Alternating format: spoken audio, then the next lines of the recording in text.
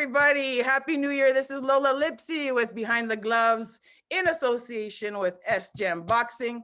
And I'm here today with my very special guest, all the way from New York.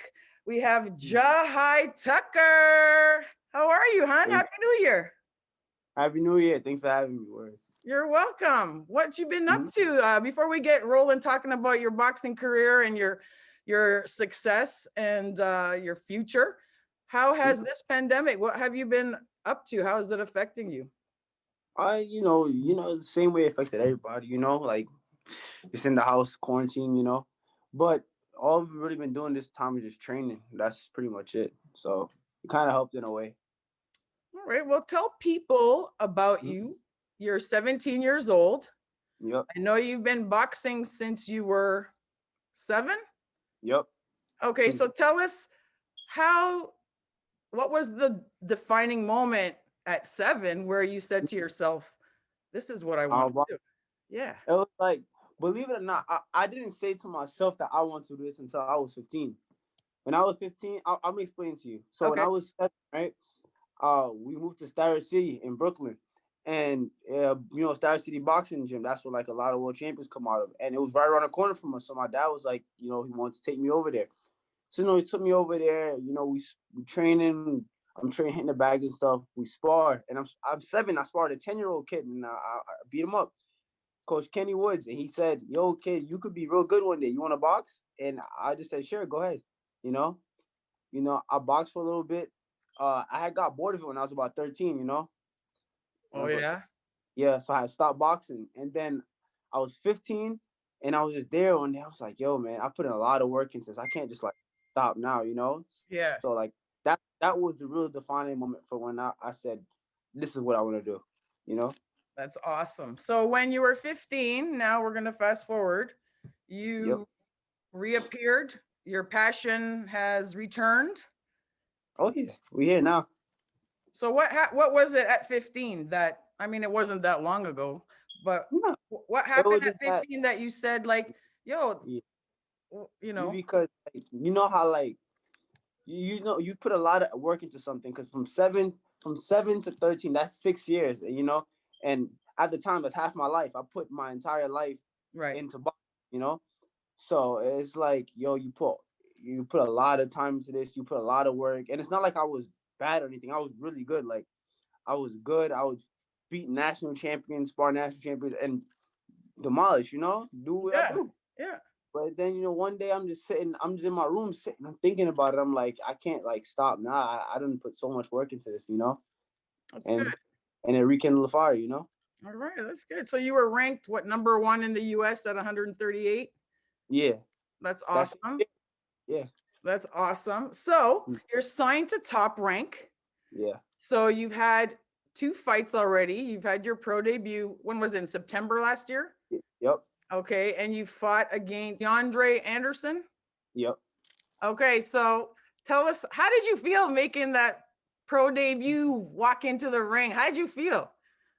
I thought I was gonna be more nervous. I was most nervous when, like when you're about to walk out and they just have you like standing there. Yeah. I Yeah. was most nervous then. But like when I actually walked in the ring, I just felt like I was in a ring. I'm boxing. Clockwork. So I mentioned, I watched your fights. Impressive young man.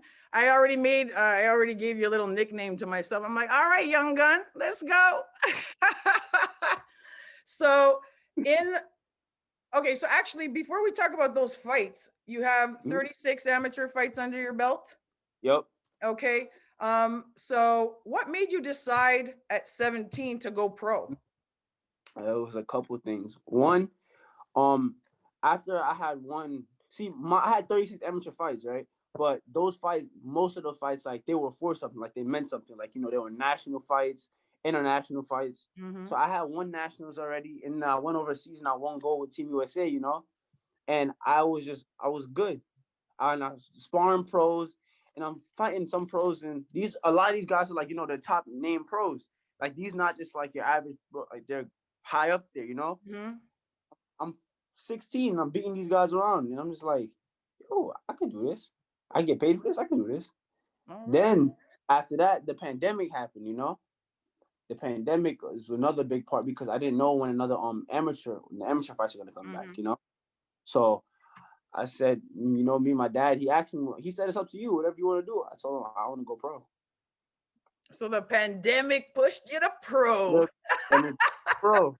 Hey, so not all bad things happening during this crazy time that we live in. So that's excellent. How would you compare your fights or your preparation from the first fight to the second fight? Because I watched them both, and the first fight was over pretty quick. You went woo woo, like I was one because I wasn't really scared of losing. Like I knew I wasn't gonna lose, but like I didn't know what to expect, like how it was gonna feel, Yeah. So like my first fight, if you could see like for like the first like 10-15 seconds, I'm really like antsy, Yeah. And then after a while I calmed down. But then when I rewatched the fight, I didn't like it that much. I was like, I got the knockout, but it didn't look as impressive, Like if you watch my second fight, I was a lot more calm, a lot more patient, It lasted longer. Lasted longer. I wanted to get that underneath my belt too, Helps with your confidence. Yeah. How did you feel like mentally and inside, like after, you're going through your journey right now. So each day is a step, each fight. As a fact, it felt good too, like it felt good. I was like, okay, that shows that I could last longer, I'm not just one of those guys who if he doesn't beat you in the first round, that he's never gonna beat you, Right. Like I showed that, and I'm happy I got that experience because now when it's time to go longer rounds, I'm gonna be able to do that with ease. Now, also with that other fight too, there's a couple things I didn't like about it. The way how it started ending, towards the ending, I didn't like it. But like you said, it's a journey. Every day is another day. So the next fight is gonna be better. I feel like for my next fight, or if not my next fight, the fight after that, right? Yeah. It's gonna be just straight like it's steps to this. It's levels to this. Yeah. All right. So why don't you tell everybody when you're fighting next? I'm fighting February 13th on ESPN Top Rank card. Yeah. Just follow me at @Jahi Tucker for all details, You've got a good team. Your management team. How are they helping you? How are they guiding you through this process? Well, shout out my management team. Shout out Jay Prince. Shout out Mike Prince. Shout out Top Rank. Shout out Leonard too. What you call it? So like these guys, they've done built a lot of stars in this game, like a lot of stars, like the biggest stars, So they just tell me sometimes I gotta be more patient, They keep me on track. They keep me focused. They tell me, yo, just stay patient, just keep going on this lane and everything will be smooth, It's very important to have people that you can trust in your corner and on your team. So it's good to hear that, calm down, young gun. Things will happen. I really appreciate your time. We look forward to seeing you fight.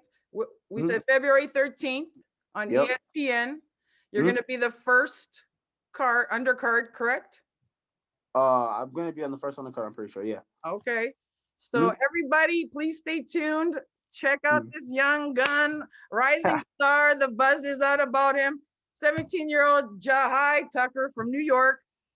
We look forward to seeing you. And thank you for tuning in. Hey Fight fans, it's Michelle Joy Phelps. If you haven't already subscribed to our YouTube channel, make sure you do so by clicking this icon right here, or else